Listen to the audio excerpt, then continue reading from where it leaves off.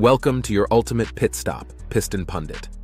In early 2025, US-Canada trade tensions roared into high gear, shaking two industries at the heart of North America, dairy and automobiles. Tariffs are surging, Canada is fortifying its supply management shield, and Washington is pressing harder than ever. From family farms to Detroit's assembly lines, the impact is already visible, threatening both stability and jobs. In this video, we'll unpack Canada's defensive maneuvers, the US counterpunch, and the ripple effects across steel and autos. Stay tuned. Here are the key developments you need to know.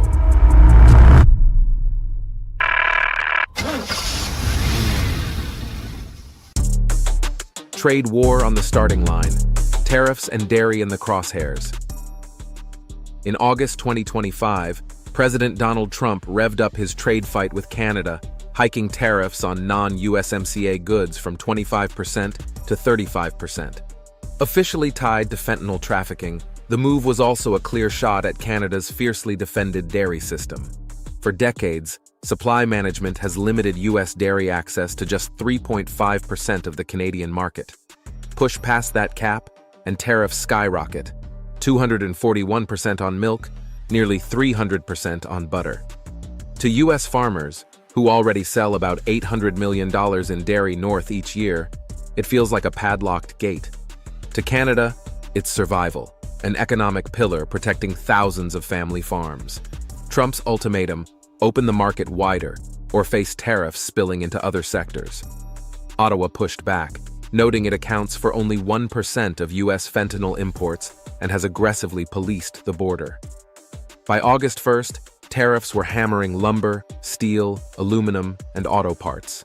What began as a dairy dispute had become a battle over economic sovereignty, one with ripple effects across North America. But Canada wasn't about to stand idle. It answered with a legislative shield designed to lock down its farm sector. Canada's Countermove, Bill C-202 and the Dairy Fortress.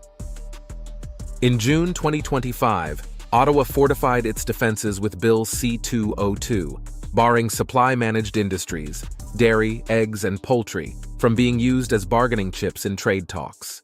The timing was deliberate. Canada knew Trump's pressure was mounting, and this law effectively welded the gate shut. For farmers, especially in Quebec and Ontario, it was more than legislation. It was reassurance. Supply management stabilizes prices and quotas, shielding small and mid-sized farms from being bulldozed by U.S. agribusiness. In rural communities, the system underpins loans, equipment purchases, and local jobs. Without it, Carney warned, towns could become ghosted landscapes of bankrupt farms.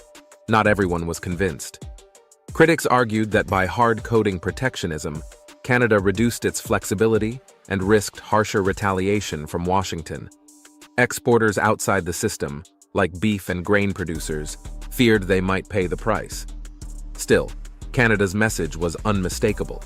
It would endure economic pain in steel, autos, and lumber if necessary.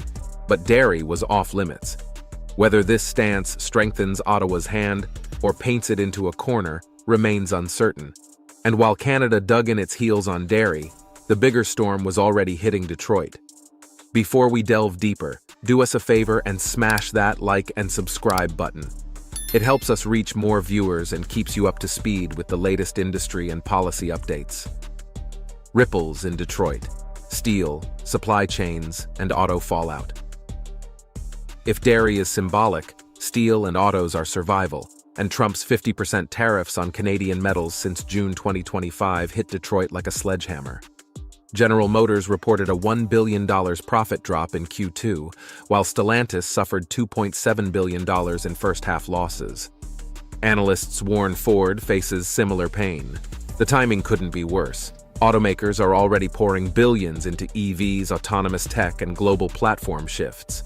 The Ford F-Series, America's best-selling truck, relies heavily on Quebec aluminum. With tariffs inflating supply costs, industry-wide expenses could climb by $108 billion this year.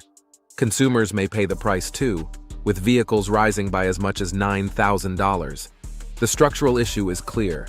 Even made-in-America cars depend on imported subcomponents. Tariffs now tax parts twice, eroding margins, discouraging investment, and slowing output.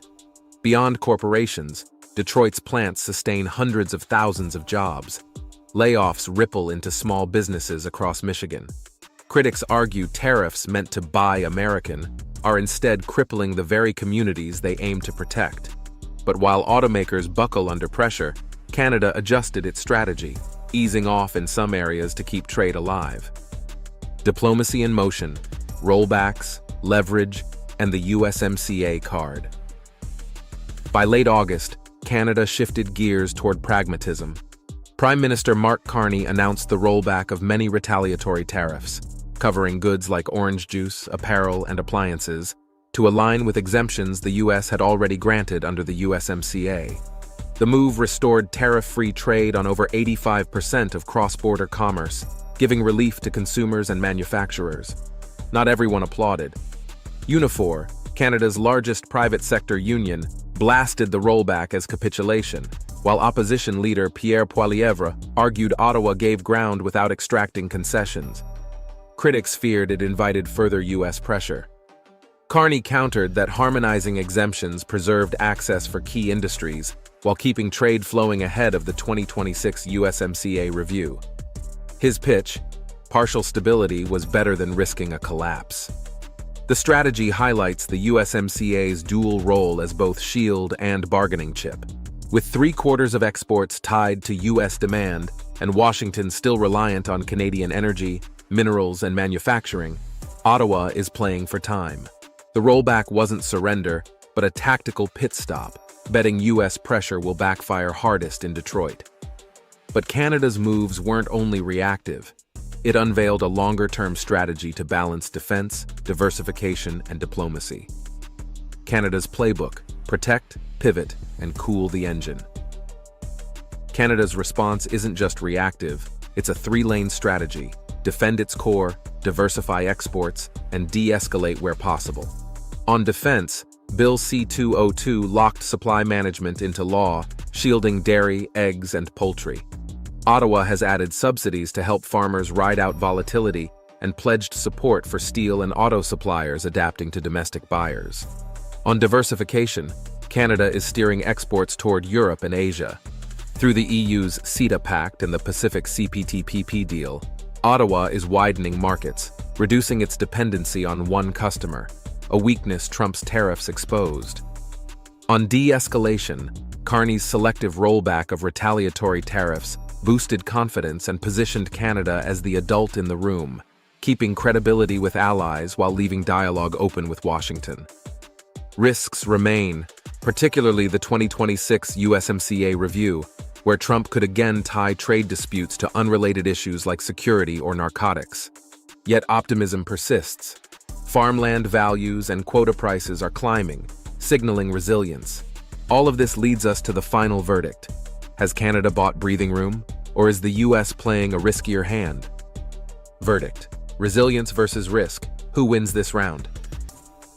Canada's response to the 2025 trade standoff has been calculated and steady. With Bill C-202, it reinforced supply management, locking dairy, poultry, and eggs beyond Washington's reach. At the same time, Prime Minister Carney's selective rollback of retaliatory tariffs restored tariff-free trade on most goods, aligning with USMCA rules. That dual approach, defend the essentials, ease pressure where possible, has preserved stability and bought Ottawa time ahead of the 2026 review. South of the border, however, the story looks very different. Tariffs on autos and metals are already straining supply chains, inflating costs, and squeezing Detroit's automakers. Instead of fueling American industry, critics warn these measures may only saddle consumers with higher prices and weaken the very communities Trump vowed to protect. Canada's mix of legal safeguards, economic pragmatism, and diplomatic restraint shows how smaller economies can survive a heavyweight trade fight. Now, what do you think? Did Canada's refusal to bend on dairy strengthen its hand or limit future flexibility? Are U.S. tariffs truly leverage or a costly self-inflicted wound? How do you see the 2026 USMCA review unfolding? Compromise or confrontation? Drop your thoughts in the comments below. We love to see how the community weighs in on this cross-border standoff. Before you go, make sure to hit subscribe so you don't miss the latest updates on trade, policy, and industry shifts right here on Piston Pundit. Thanks for watching, and until next time, keep your engines running and your insights sharp. You can now check out any of the videos on the screen. There's plenty more to explore.